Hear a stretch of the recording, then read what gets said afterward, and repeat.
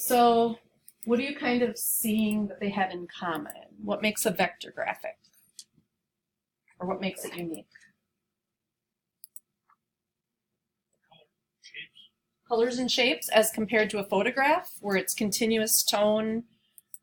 So this is typically charts, graphs, logos, some typography. It's not something, you wouldn't do a photograph in Illustrator because instead of being a tan pixel next to a darker tan pixel next to a lighter tan pixel, which would ultimately make skin tone look real, in Illustrator it's going to be a dot-to-dot shape filled with a light tan, stacked on top of a bigger shape filled with a darker tan or something like that. So what you see is lines, shapes, fills, strokes, gradients, color. And this is what we're going to use Illustrator to do. Okay, I need everybody that can. You are really a special student. No, it's not you at all. It's our lovely technology. Always has to be fun. Go into Blackboard.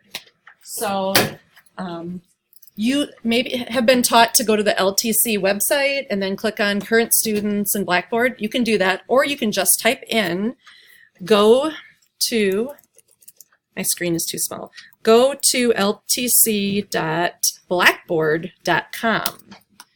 Go to ltc.blackboard.com is a quicker way of getting there, perhaps, for you.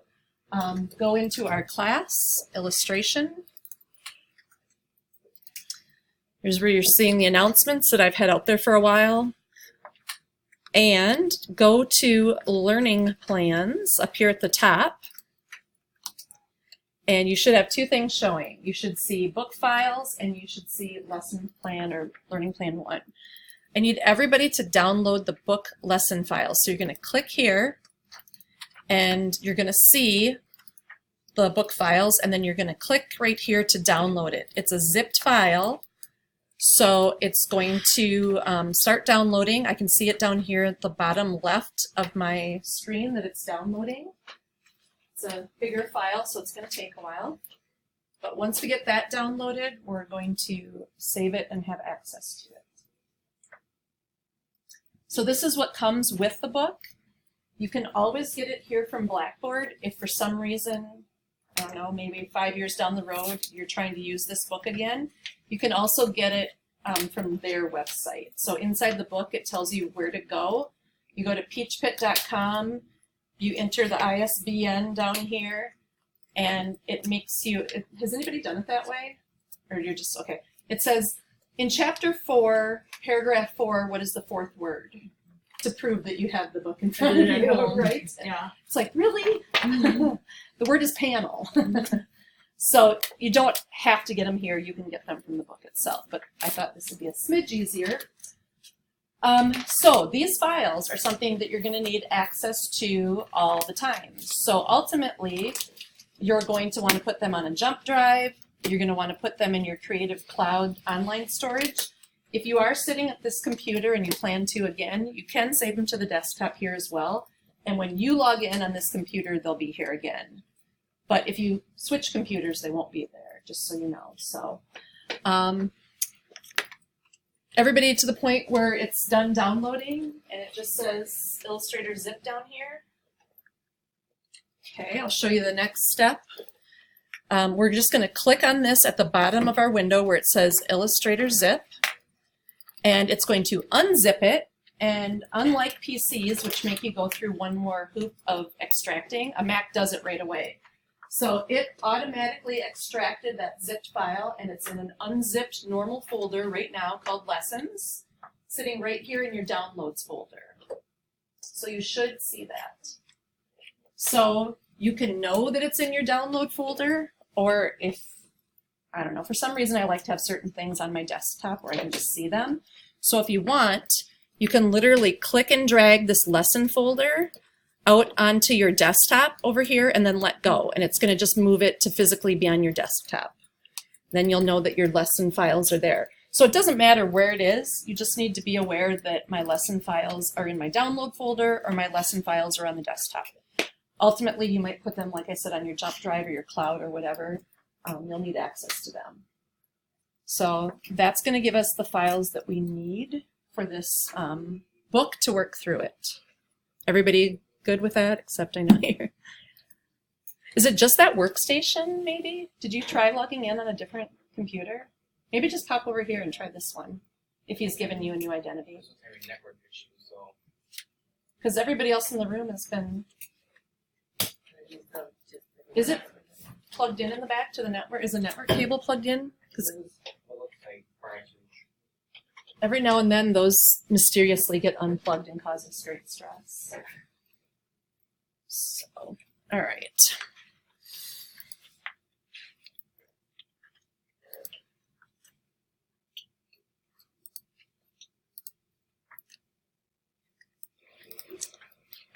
Okay, the first thing that we are going to do is we're going to get you logged into your own version of the Creative Cloud. If at the top of your screen you don't see any of these options that I have, where you see the Creative Cloud icon and maybe the sound and the time and the date, it just means that whatever your window you're in is too fully expanded, so just kind of hover your mouse up in that area until you see this. So this is the Adobe icon. Kind of looks like a cloud or the infinity symbol on its side. I want you to click on that. And this is where you're going to get logged into your own account. So it's probably going to say sign in. It's going to be your school email and then whatever password you set up when you bought the software. I don't know that and I can't help you. Hopefully if you forget it, there's a way of getting it sent to you or something. But once you're logged in, like I am, it's just going to say your name. So now anything you do, it knows that you're a actual person that owns this, and things that you save in your libraries are going to be synced to the library and things like that. So everybody go ahead and get logged in because we are going to use Illustrator. The two of you that I got logged in already obviously don't do anything. You're Kelly for a few hours. And if anybody has any issues, let me know. If it's your password, I really can't do much to help you. But so once you're logged in, whoops, it's going to look like this. It's going to say apps, learn, files, fonts, stock, and behance. So apps are the actual programs that you now own.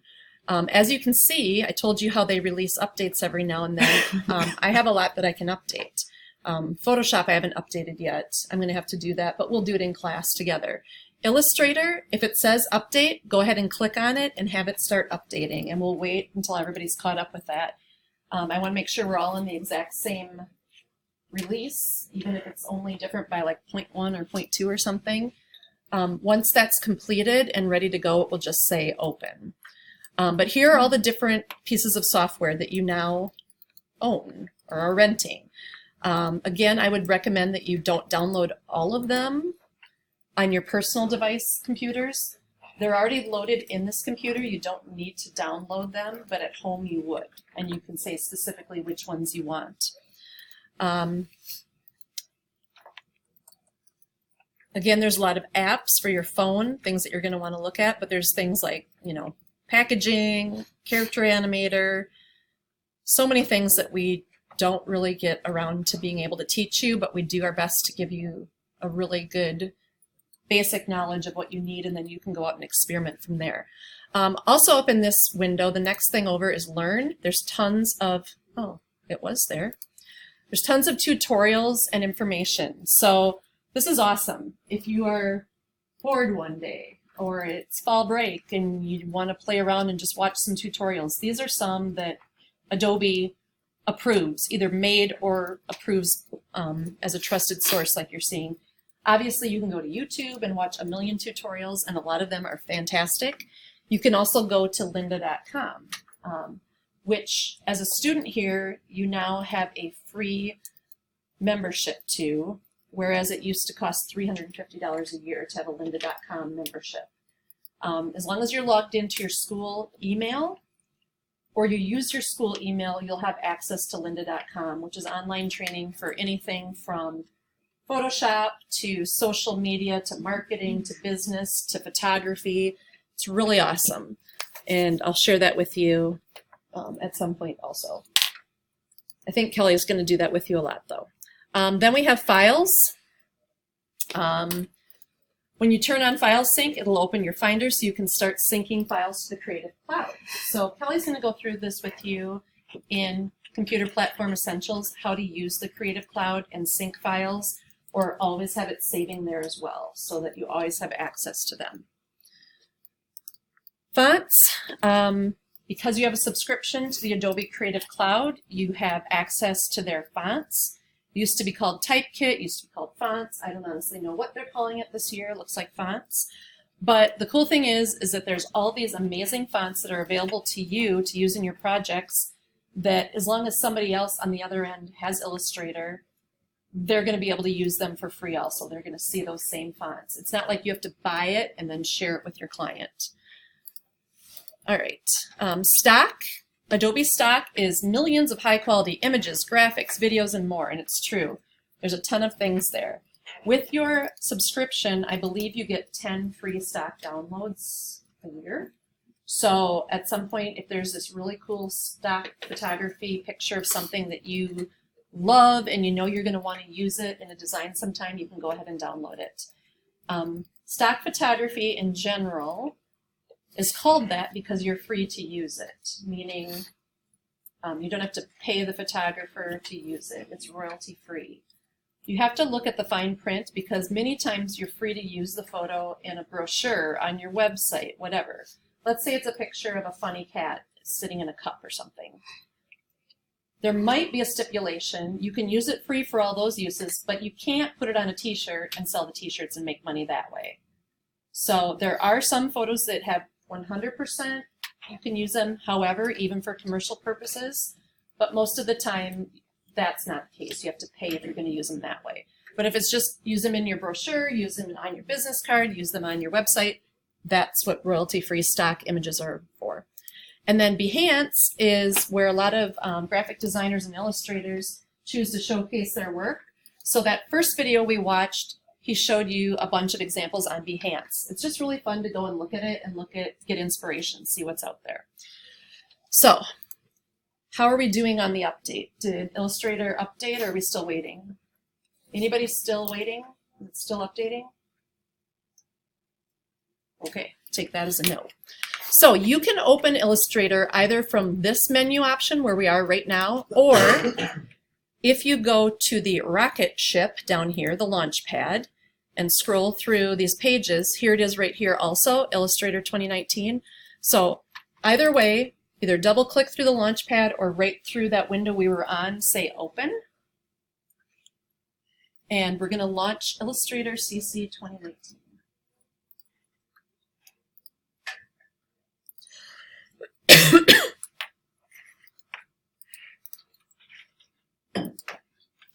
All right, you're going to get a welcome screen or a welcome back, depending on if you've been playing around or not playing around with it.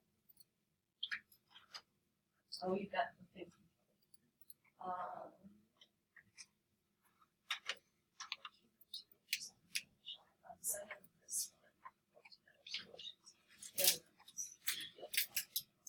Let's see.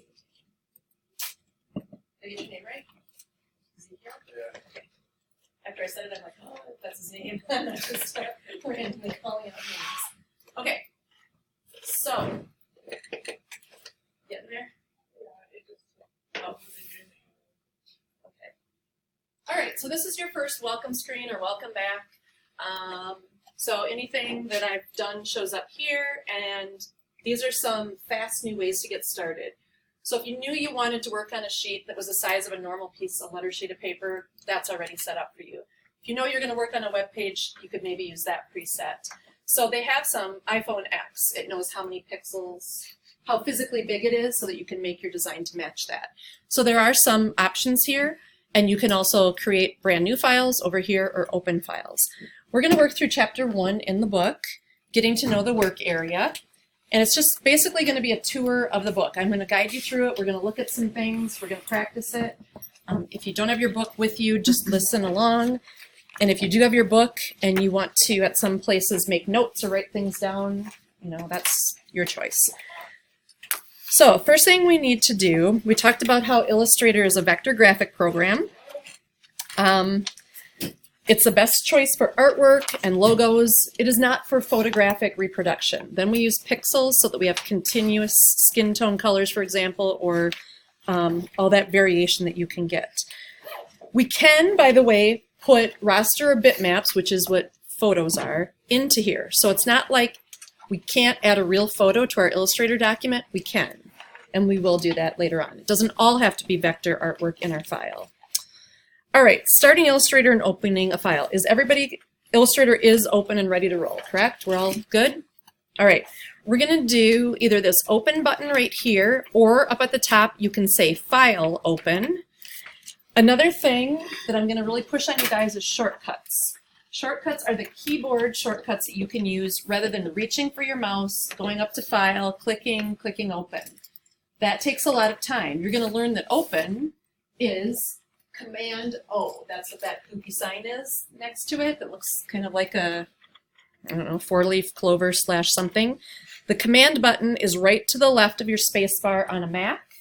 However, PCs don't have a Command button. They have a Control button.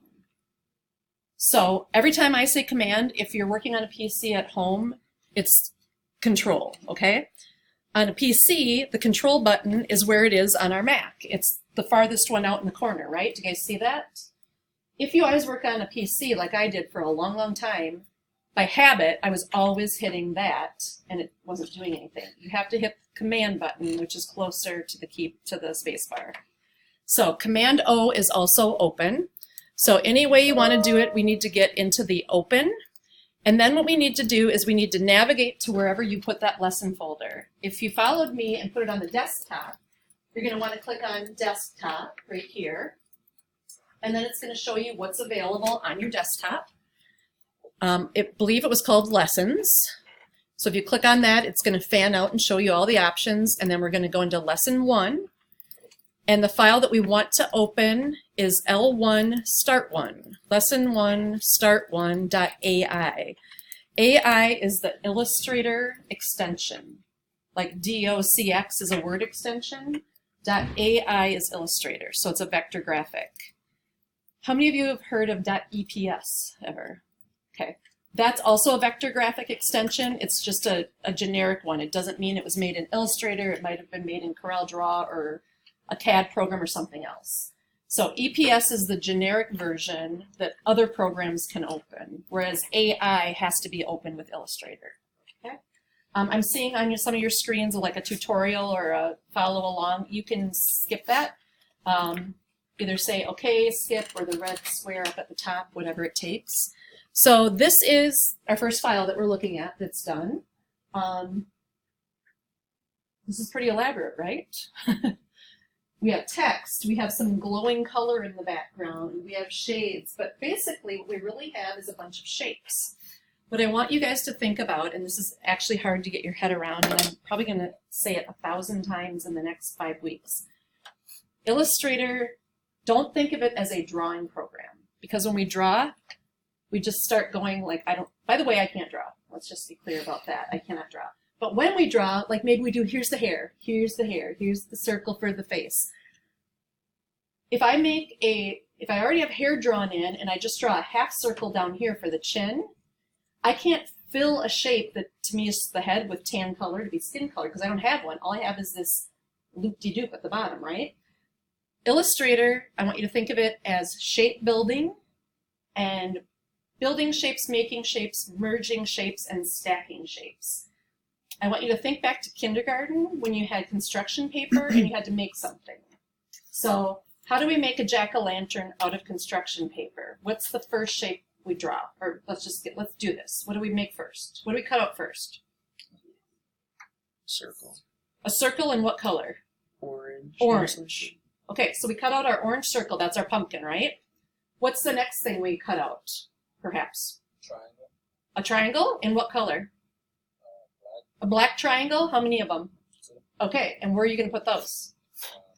Yeah, you're going to stack them on top of the orange, correct? Then what are you going to do? What piece are you going to cut next?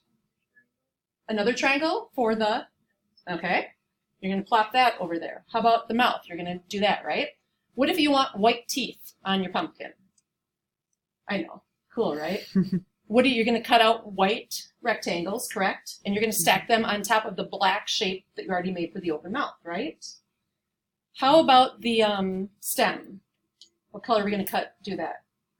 Green. Are we going to put that underneath the orange pumpkin or on top of the orange pumpkin? Depends where you want it to appear to be coming out of, right? This is 100% how Illustrator works. It's shapes stacked on top of each other. What you would not do is cut out a pumpkin in orange and then get inside and cut out a triangle hole, cut out another triangle hole, cut out a mouth hole, and then try to cut out a perfect circle that matched that hole and plop it in there. You see what I mean? You'd leave it full and stack on top of it. So when you're drawing, I want you to think the same way. Think in big shapes, stacking other shapes on top to make it work the way you want it to work. And making a whole shape and filling it with a color. Even if your circle, let's say you wanted it to be the apple icon right here. What you don't have to do is make this cutout piece right away. You can make a full apple shape and then make a circle shape, bring it on top and tell it to remove that part and it will automatically cut out that circle. It's easier. You have to think of the easiest way to build stuff. Okay? Making a big arrow. You don't have to draw a line, go up, draw a line, draw a line, draw a line. You can make a rectangle, make a triangle on its side, merge the two. You now have an arrow. Okay? So we're going to always think about shapes and stacking order. All right, I totally digressed. Now let's talk about chapter 1. Let's tour the interface here. So we have lesson 1, start 1, open. I want to make sure that we're all in the same workspace. So up at the top right, you see the word Essentials and then a drop-down box. Make sure that we're all working in Essentials. Essentials Classic is the workspace one version before this, like 2018 and prior. And if you shift to that, your tools are going to look different. Do you see how my tools kind of change that I see here? Let's try some other ones. Let's try a typography workspace. Things change. And what it does is your toolbar over here fairly stays the same, but it puts some tools that it knows you're going to need in the toolbar and maybe pulls some out. It makes all of your panels over here more specific to the task at hand. So typography is type. It's going to give you a lot more tools that are critical to working with type. If you are doing painting, it's going to load up more things that deal with your brushes. So it's going to give you your swatch panel right away and all of your brushes. So these are customized workspaces and we can actually make our own too. So first of all, let's everybody go back to Essentials. So we're all on the same space. All right, the other thing that we need to look at is the different views. So if you go up to the view menu at the top of your menu, we have a few that we're going to use a lot. Fit the artboard in the window. This is our artboard. We have one. That's the one that we want to choose. The shortcut for that is Command 0. If you want to jot that down, that's one you're going to use a lot. When you want to see the artboard in the window without it being too big or too small, Command 0 is what you're going to push, or fit the artboard in the window. And notice how it made it as big as my window allowed and centered it. So Command 0 is fit artboard in window. We're going to use that one a lot. All right, an artboard is an area in Illustrator that contains all of your printable artwork. So if I had maybe a fox, clip art of a fox or a drawing of a fox over here that I thought about using, but I decided not to and I dragged it off of this artboard, when I save my file, the fox is still going to be sitting over here available to me, but when I print, only things inside the artboard print. So if you have stuff hanging out, this is your boundary of what's going to print. That's what an artboard is. All right. Exploring the workspace. So we see a bunch of different things here. The first thing I want to talk to you about is the application bar. That's this one up here at the top. We have close, minimize, maximize, red, yellow, green. We have the home button, and we have the arrange documents button. And we're going to practice with this a little bit later in this chapter. But this whole top thing is called the application bar.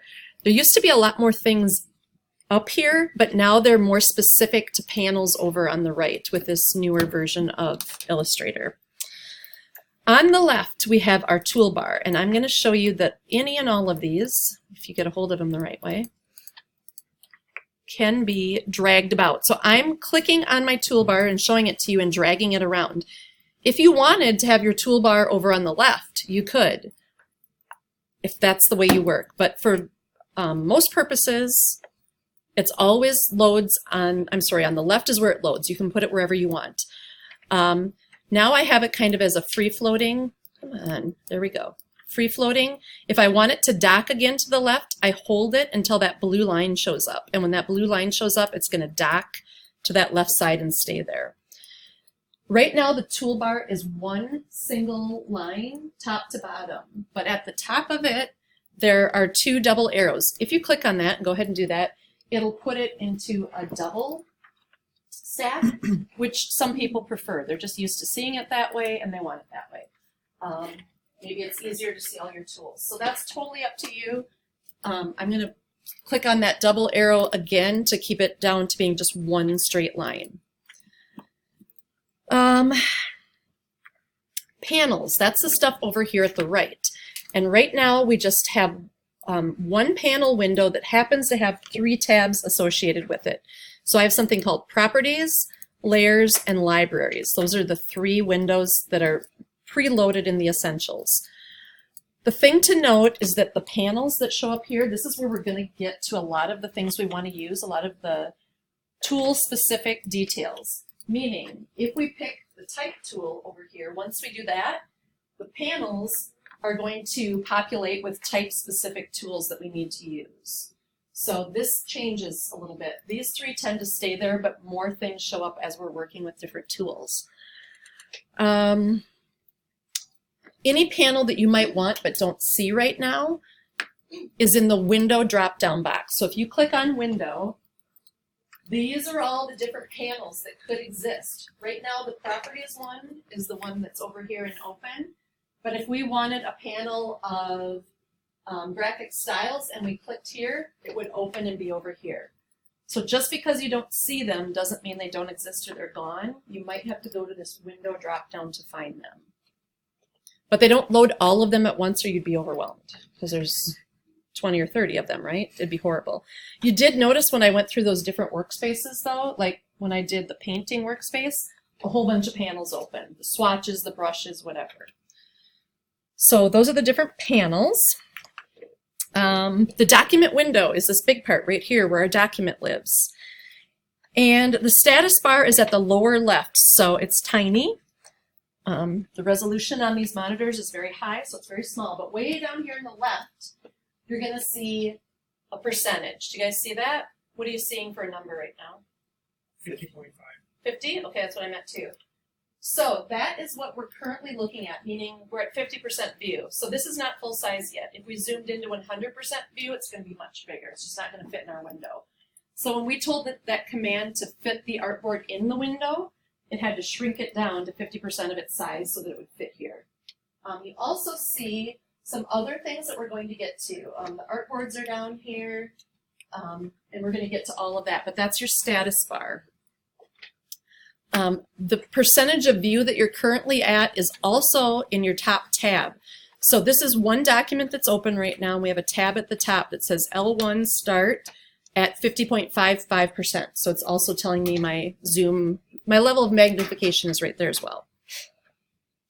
All right, let's get to know our tools panel. That's the one on the left. These are all the different tools that we use in Illustrator. I want you to first hover over that very top one, which is the selection tool. It looks like either a open, like not colored in triangle or a black triangle, depending on how you want to view it.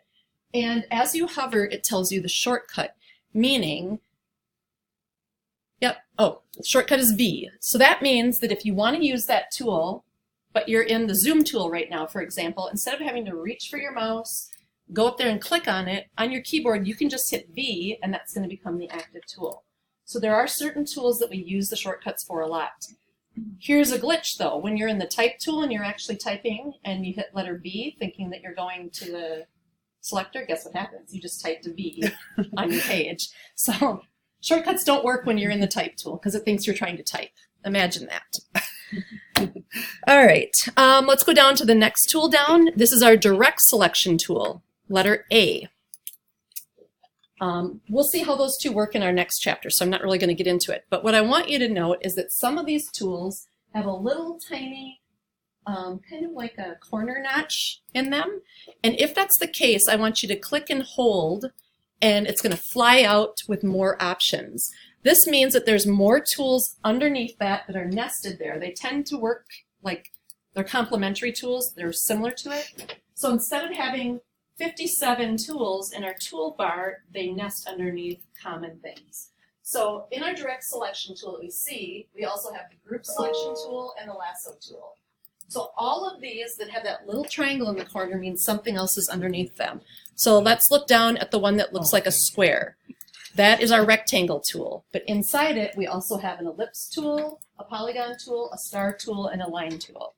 Okay, so those are our drawing, that's our drawing family, how we draw those shapes. If we go down to the T for type and we hold out on that, we're going to see that we have a type tool, a type on a path, which means if we drew a wavy line and used that, our type would follow the wavy line. The other one, vertical type, instead of going left to right, it's going to go up and down. It's going to stack it. We don't use that too often because it's hard to read. Very hard to read. So any of these tools that have that little arrow means something more is underneath. All right. Let's see. All right, finding more tools. At the very bottom of our toolbar, there are 3 dots, and you'll see that in a lot of the menus, and that's kind of the, hey, there's more, click here to see what we've got. So click on those 3 dots at the bottom of your toolbar, and if you've never seen this before, like I haven't clicked on this, it says we can customize the toolbar, and we're just going to say, okay, we don't need their tutorial necessarily. What it's saying right now is that everything that's grayed out is already on here.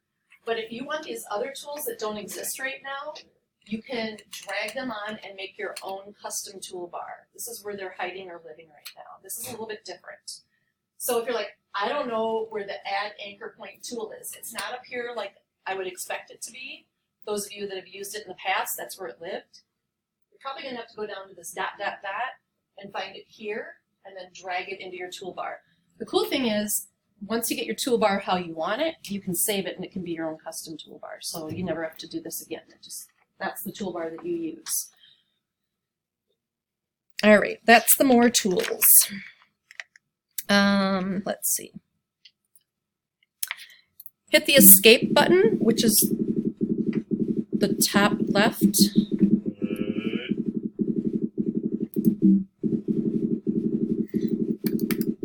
Seriously?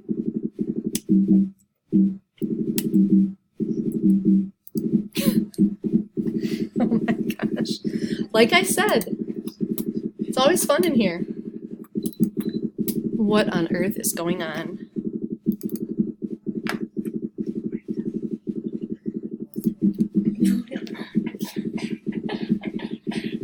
I don't know what's going on. Okay. I'm kind of not jumping around, but I'm not necessarily going step by step. I'm talking you through this. So I'm on page 39 now in the book if you are sort of following along. Working with the properties panel is what we're going to look at next. So we're going to take our selection tool, which is that very top black arrow. We're going to make sure that's selected. And we're going to not have anything clicked on our screen. And we're going to come over and look at this properties panel. So if you don't have this tab open, switch to this one. Right now, at the very top, it says no selection. Because I haven't clicked on anything in my document, nothing is selected. It's telling me in this document I'm set up to be working in inches, which is probably the way you're going to do design unless you're working on web designs, and then you do it in pixels or percentages. I have one artboard. I can see if I want my guides on, we're going to talk about that as we get to it, but this is kind of all generic information about our document because we have nothing selected at this point. Let's move our pointer over this dark blue background, and do you see how when we do that there's a brighter blue border that goes around it, kind of showing us that there's something to select? We're going to click once to select that, and of course we get some cool little pop-up here. Just say okay to that. We don't need that now. But now that we have actually selected something on our artboard, our properties panel is specific to whatever we've selected. So we can see we have a rectangle. It's telling us how big it is. It's 9 inches by 11 inches. The appearance panel right here says it has a fill, and you can see it's a tiny little thing, but it's a gradient fill. It's a light blue that blends to a dark blue, and that's why we have that kind of glowing in the center. There's no stroke on this. The opacity is 100%. And then we have some quick access options. Things that you might want to do with this selection that are common will show up down here. So things from expand it, arrange it, recolor it, start a global edit. So that's just kind of a quick access panel. Let's click on any other shape in here. It doesn't matter what it is. I clicked on the text, and it's a group. It's not just one single thing. So because of that, my properties panel now says it's a group. And notice it has a big question mark on the fill. It doesn't know how to answer that because more than one things are selected in that group. And I kind of suspect everything is going to be grouped. All these flowers, yeah. Yeah. The type at the very bottom, if you click on that, it's a group, but everything in the group has the same color, the same fill color of this yellowy tan. So that does populate. Stroke and fill. What those mean is if you make a shape in Illustrator and you make a circle, whatever color this is called your fill. And whatever your outline is, that's called your stroke. And in many cases, you don't have one. So if it's a red circle with no stroke, it's just a red circle. If you put a black stroke on it, there's now a black outline around it. So you can have strokes or no strokes, and you can have fills or no fills. So you could make a circle that has a black stroke but no fill, meaning it looks white if it's on a white sheet of paper, but it's actually empty. So if you suddenly moved it over orange, the orange would show through. There's no fill. It's instead of being a piece of construction paper cut out, it's just the teeny tiny outline of it that you've chosen. And you can have different colors for your strokes. You can have different sizes, a thick line, a thin line, a dotted line, whatever. That's what strokes and fills are. And again, it's shape building. So whenever you go to draw your first shape, like I said, to make a big arrow, you would draw a rectangle and then you would draw a triangle and you would merge them together. So when you draw the rectangle, what color is it? Is it blue? You would set up the stroke or the fill color to be blue and you'd draw it out. Do you want an outline on it? Probably not. You would turn that to off, no outline. And then you would build from there. All right. Let's go back and click on that blue shape in the background and go back over in our properties panel. And you see how the words stroke and opacity also have little dots underneath them? The underlined word opacity, let's click on the word opacity. Whenever they're underlined like that, it means that there's more options when you click on them. So right now, this has an opacity of 100% of this blue radius, this blue gradient. If you wanted to change that, you can click on the arrow to the right of the word 100, and you can start pulling down on this slider to change the opacity. So how see-through is it? There's like a white sheet of paper behind it. How much do you want to see through of that white sheet? So 0 opacity, it's not there. You don't see it anymore.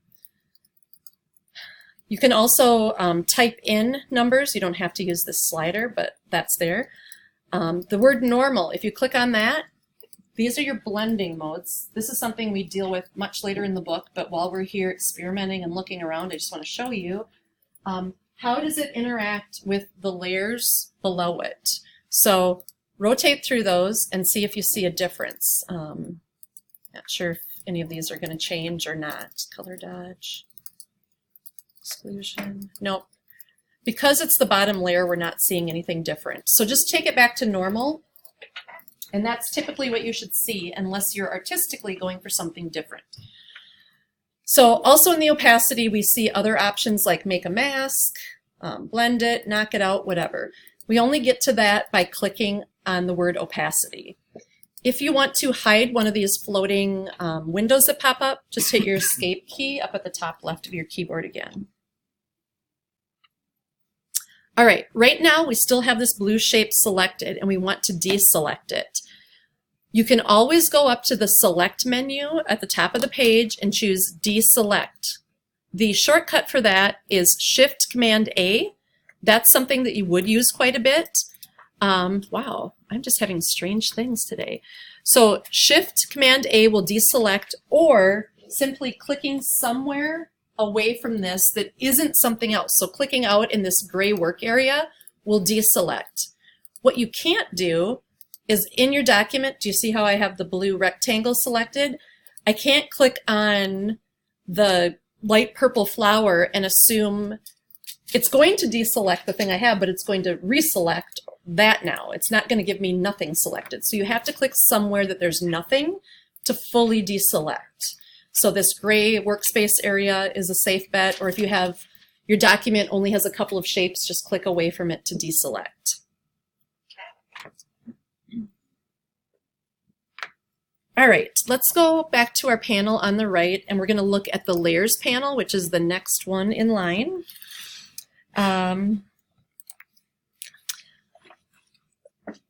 There is a double arrow at the top of this window, and if you click on that, it's going to collapse what you're seeing to just basically give you more screen space, more workspace. It's not as wide on that right-hand side. Clicking the double arrow expands it again. So if you have a lot of these windows open and screen space is at a premium, you can always kind of shrink this down by clicking on these double arrows. So back in the layers panel, we're seeing that we have it double clicks, or we clicked on the double arrows so that it's open and wide. If we wanted to, we could undock this. We can click on the layers tab itself and drag it over here. And now it is, this drives me nuts, all these pop-ups. Now it is by itself. It's a free floating panel, and if you wanted to do that, for whatever reason, you can.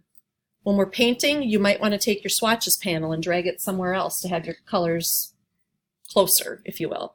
We can always put it back. We just have to grab on the layers tab, wait till we get this blue outline and let go, and it's back in the group.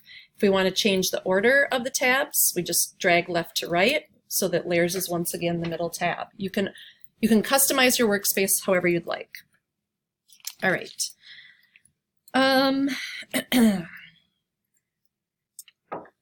All right, there is a panel that we're going to use in our next chapter that we need for aligning, and it's not visible right now. So you guys remember where I told you can go to this window panel? Go there, and the family that we want is the Align family. So click on Align, and you're going to get a free floating panel. And the three things that it packages with this together are Transform, Align, and Pathfinder. So it loads all three of those right away.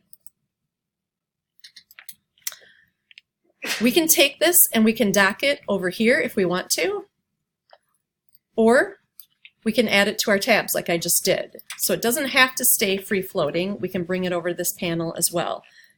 One of the best shortcuts that I'm going to tell you about, whoops, that didn't work for that purpose, is undo. And what I just did does not undo. Command Z is the shortcut for it, and I'll say that 1,000 times. Command Z is undo your last step. I thought it might undock these, but it actually didn't. So if I only wanted Align to be added over here and not Path, I could take the Path tab, Pathfinder, drag it out here again, and then close it with the X. I don't want that one. I don't want the Transform panel. Drag it out here and then close it. The only one I wanted was Align. I could have taken that individually and dragged it up here as well. So you can dock and undock any of your panels. All right, switching workspaces on page 43, we actually did that already. I showed you, besides Essentials, all the different workspaces that are in here. But you can actually make a custom workspace. So let's do that just for fun. Let's go into Window and grab any one of these. I'm going to grab the gradient window. Here it is. But what I want to do is I switched this from the wider view. I clicked on that double arrow, so I just have the words showing here. And I'm going to take the gradient tab, and I'm going to wait till I get the blue line underneath all of these, and I'm going to let go, and it's going to add it right here. So I want the gradients, and let's just say, go grab another one, doesn't matter what it is. Let's say graphic styles is something I want. And I'm going to take this tab and I'm going to do the same thing. I'm going to drag it over here until I get that blue line and then let go. And once I've done this, and this is what I want, it's perfect, it's what I need for my workspace, I can go up to the drop down that says Window and then find Workspace. And at the bottom of all of these options, I can make a new workspace. So I can click on that and it's going to say, okay, what do you want to call it? Well, this is Brenda's workspace, whatever. And I say, okay. Now it's keeping that workspace and it's added up here. So when I come back, if I want my version of a workspace, for whatever reason, I can make a custom workspace. Okay.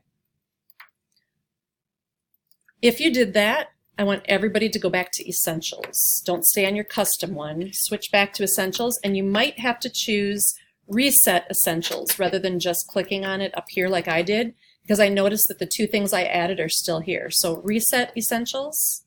There. Now I'm back to how it was with just those three tabs. All right.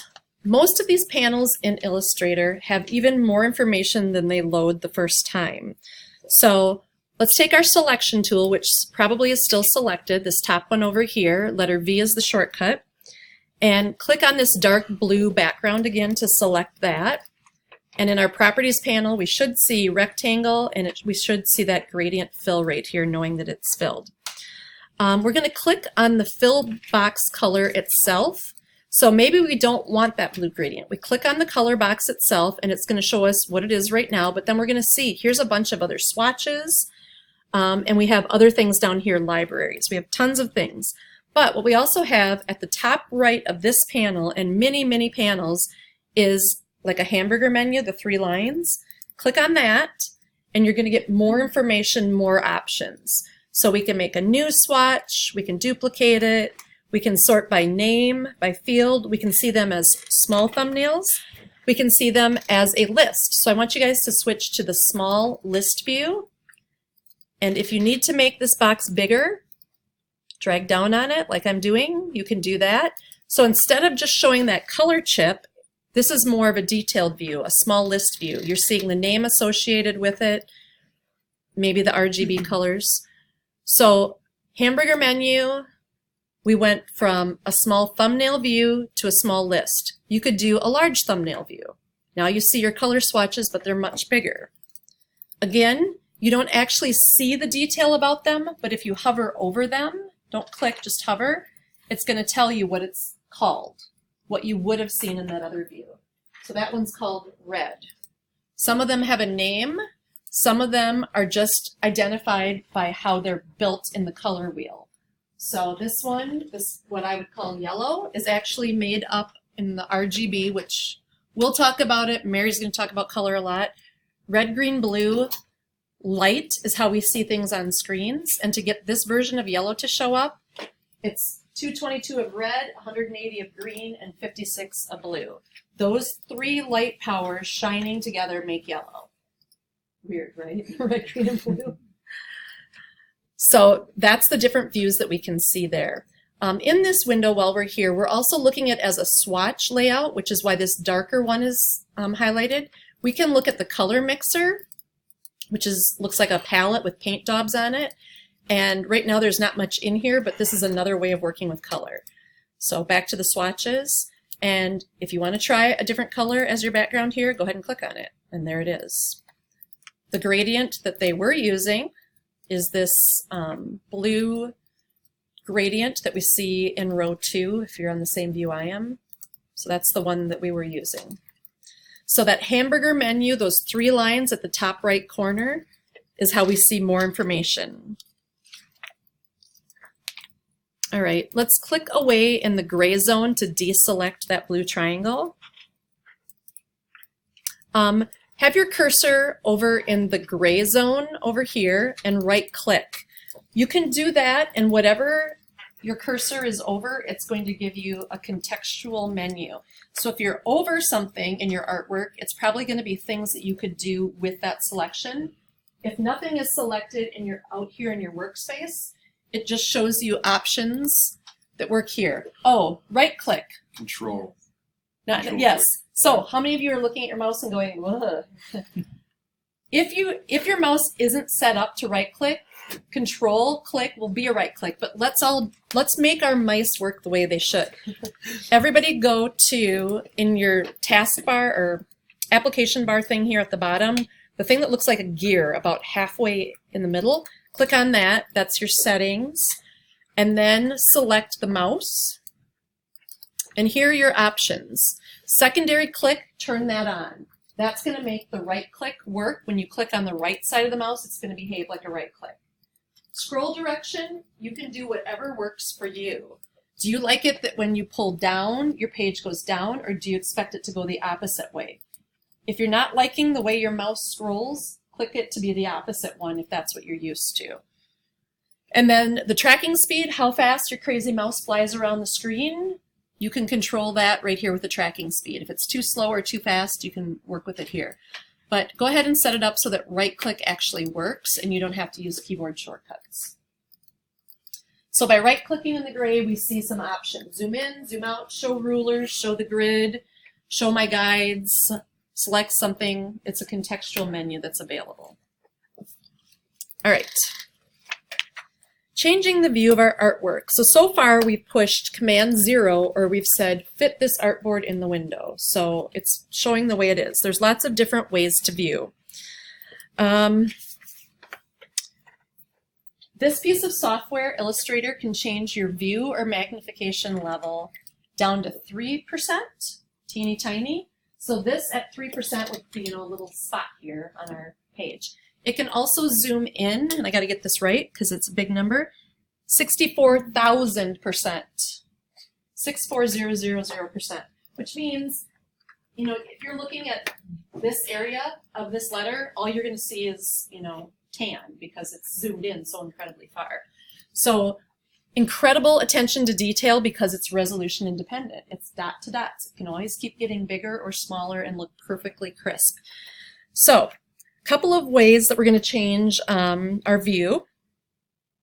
We can go up to our menu and say View, and then we can say Zoom in or Zoom out. That is a pain in the butt, but look at the shortcuts for it. Command plus, Command minus. Know those. We're going to use those constantly. So if we want to zoom in, hold down our Command button and hit plus, plus, plus. If we want to zoom out, hold your Command button and minus, minus, minus, minus, minus. This is the fastest way, in my opinion, of zooming in and out. Going up to the view menu is ridiculously slow. Using the zoom tool, because you have to go get a tool and come back, I think is ridiculously slow too.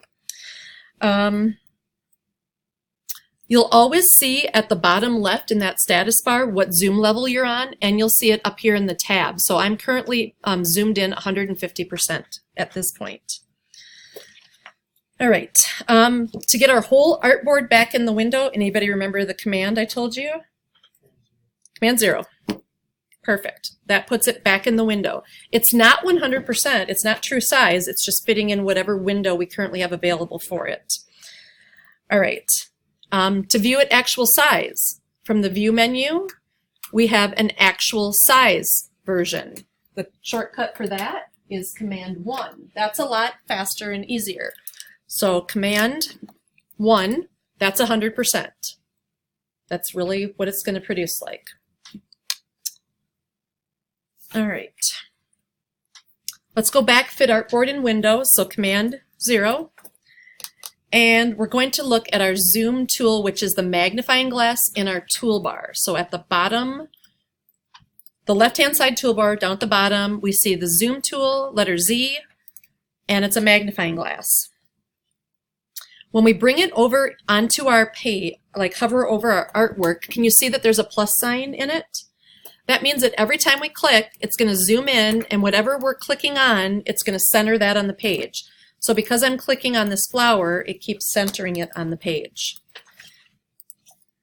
To get it to zoom out, we have to hold down a keyboard modifier. We hold down the Option key. So that is in the middle of Control and Command on the left-hand side. And as we hold down Option, do you see how the magnifying glass changes to have a minus sign in it? As long as we're holding down, that's zooming out. So you can, with this tool, you can zoom in and zoom out by adding the Option key. That's another way of zooming.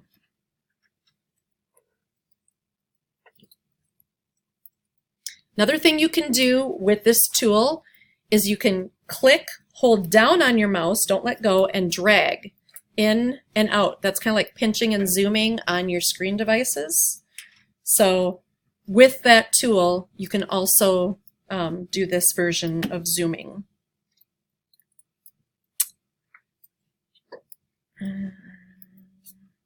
Let's go fit in window, Command 0. Let's go back to a different tool, maybe our selection tool at the very top. Let's say we're working with this tool, but we want a quick zoom. We want to quick get that tool that we just had, the magnifying glass. While you're working with any other tool, you can hold down Command and the space bar. Whoa. Command space bar. This is, I don't want, you guys getting that too or not? Mm-hmm. Yeah. We're supposed to jump to the, that's weird. Huh. Well, I'm going to look into that. That's a new glitch. But the one that I can tell you that we haven't even looked at yet is just hold the space bar. Doesn't matter what tool you're on. As long as you hold down the space bar, it's going to turn into that hand. And how that works is it's just like a hand on a sheet of paper. You hold it and you push it around to see different views. So hold down the space bar, get the hand, and click and drag. And you see how it moves your actual sheet of paper, if you will, around. So maybe you've zoomed in too far and you're not even where you want to be. Hold down the space bar and now you can use the hand tool to click and drag around and look on your sheet of paper in different places. It's like having a hand and manually moving it around on a desk. So simply holding that does that. I don't know why that keyboard shortcut didn't work. It's weird. All right. So that's the hand tool. You can access it from anywhere by holding space, or you can actually go get it in your toolbar as well if you wanted to. All right, let's go a Command 0 to get our artboard to fit again. And every time you're working in Illustrator, it's going to automatically show you this preview mode, which means that shapes show what color, fill, and stroke has been assigned to them. So you see them probably how you are intended to see them. But sometimes we just want to see the bones of it, or we can't select something, it's there, but we can't really figure it out to find it, which we're going to see in our next chapter.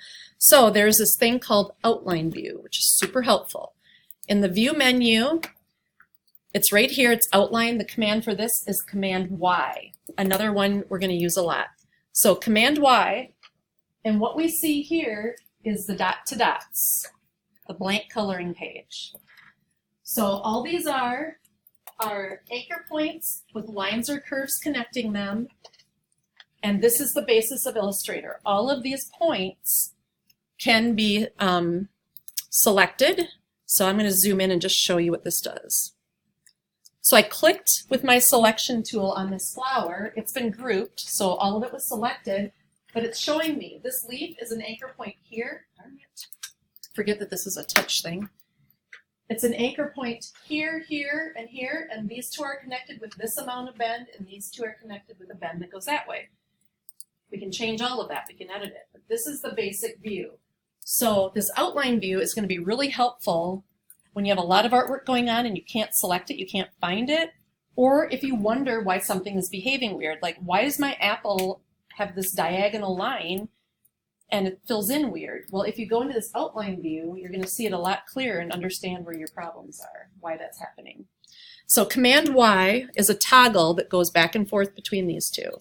So Command Y will get you back to the original view as well, the colorful view. All right, so that's one version. There's also, in the View menu, Pixel Preview, and if we click on that, and then we zoom in, so Command plus plus plus, keep going, keep zooming in, and hopefully, whoops, I'm going the wrong way. Hopefully you did this when it was Illustrator and it was clean and pretty. Do you see now that I'm zoomed in what pixel preview looks like? Yuck, right? Oh, it's catching up with me. This is how Photoshop works. It's pixel based, it's a grid of colors, and these colors have to be filled with a solid color. So this square has to be filled with that light blue, and then to get it to look like it has a shadow, the square next to it has to be filled with a slightly darker view. This would show you how your artwork would look in a website at a certain view. So if you think it looks good and you're going to put it on a website, you might want to go into this pixel preview mode and make sure that it still looks clean. I am zoomed in at 4,800%. Okay, that's crazy. That's not going to happen. So at 100%, Command 1, if I click away, this is 100% view. This is how it would look if it were built out of pixels and used on the web. It's fine, right? Looks good at 100%. But if I tried to make it bigger, it's not going to look good as pixels. So that's pixel preview. And then let's go back up to the view menu and uncheck that so we don't see it. And then in the view menu, there's one other one that's called overprint preview, sorry. There is a way that when you print things commercially, for example, let's say you have a circle of yellow and you overlap it with a circle of blue. If it's construction paper and you don't want it to overprint, the one that's on top of the stack, the blue one, is going to cover up the yellow underneath it that it's overstacked on, right? If you choose it to overprint in the area that they share in common, that they're overlapped, it's going to merge the two and make green or whatever it would be. That's what overprinting is. So if you ever set it up for inks to work that way in commercial print and you want to see a preview of how it's going to look when you have this pink color overlapping this yellow color, what's it going to look like in the overlap? This preview will show you that. Okay? Nothing in this document was set up to overprint, so we don't see it change. It doesn't look any different. So go back to your view and uncheck that other one. So we're back to our traditional normal view.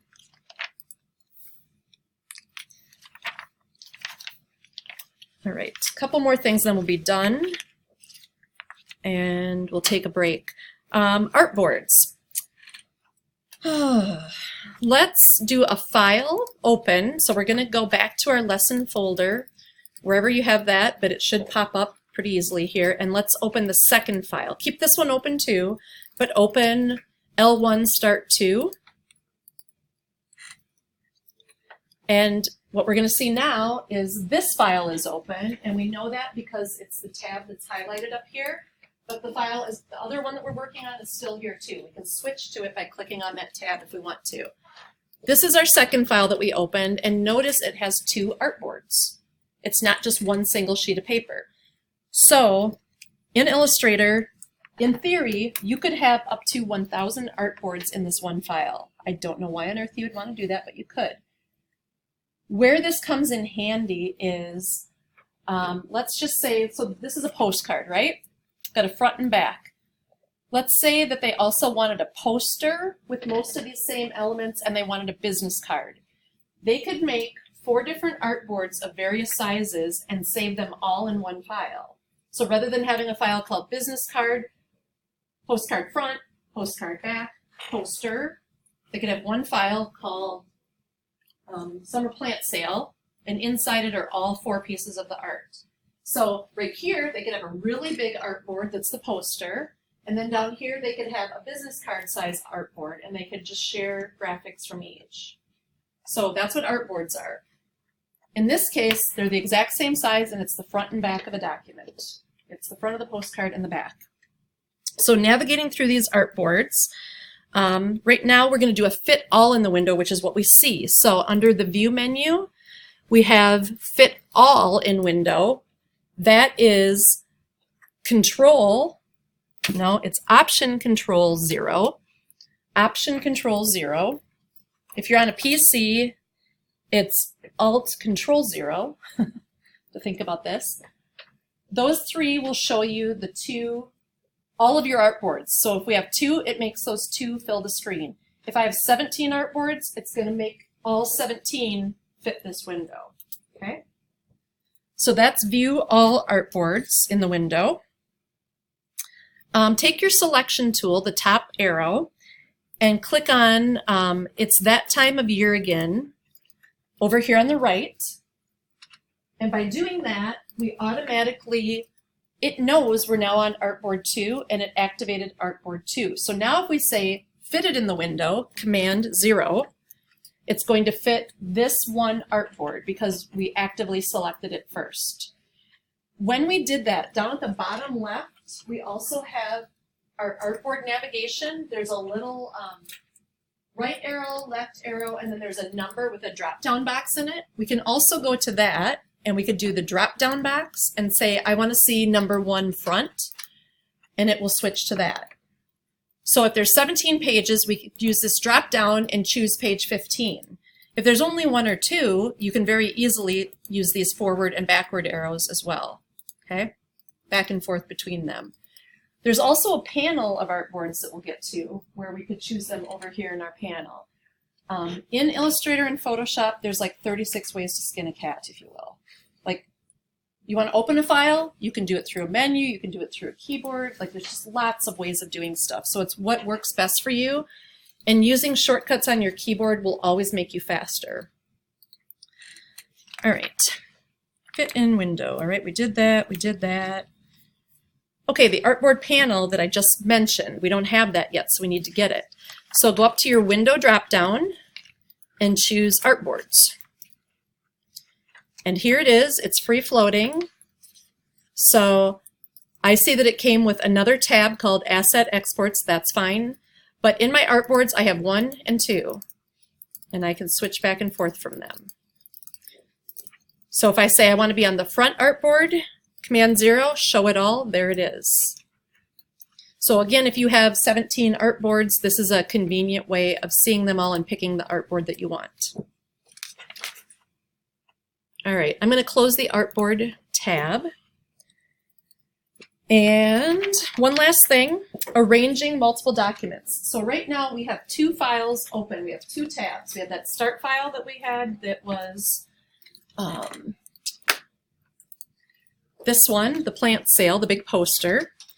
And we have our second file that is the 2 postcard front and backs. Everybody switch to the L1 start one, to this first document, and have that showing in your window. To see both of them at the same time, we're going to use that arrange document window that I had. There's 2 ways, well, at least 2 ways of getting to it. But the first one that we're going to do is we're going to come up to here. We're going to choose window. And then we're going to choose arrange, which is right up there at the top. And the first option that's lit up that's available to us is tile. So click on tile. Now we have 2 separate windows. You guys see that? What did I just do? Go back. Uh-oh. I caused great stress now. See, this is always good when I'm doing this live. You guys get to see the stress that I'm causing myself. Oh, I just made that too big of a window. All right. So this is a free-floating window, and I got it going too big. And now I need to do window, arrange, tile. Okay, so you see them both side by side. This can be really helpful when, let's say that there's something on that postcard that you want in the other file completely. By putting them side by side, you can drag and drop from one to the other. It's a lot easier to do that. All right. The other thing we can do is up at the top in our application bar. So at the top left where we have red, yellow, green, a house, and then this other icon, that one is the arrange button. And if you click on that, you're going to see a bunch of options. And if you hover, it's going to say, what does it look like? So consolidate all of them, show them all in a grid, tile them vertically or horizontally, show me them 2 up, which is kind of the view we're in right now, 2 up, top and bottom, and then everything else is grayed out because I only have 2 files. So if I chose consolidate all, we're back to the starting version where we have 2 tabs and we go back and forth from them like this. But if we want to see them side by side, we can click on this arrange document button and we can do 2 up, left and right. That's a lot faster than the version we just did. And again, this is super helpful for sharing files. By the way, whichever one is lit up brighter, like see how that type for me is brighter than the other one? This is my active file right now. So whatever tool I get, it's going to be only over here. If I wanted to come over to this one, I would click on this tab to kind of wake it up and say, hey, I'm working with you now. And then whatever I do is over here only on this file. So I could move this around. So if I wanted to take a piece of artwork from one file to another, this 2-up way is an awesome way of just dragging it over.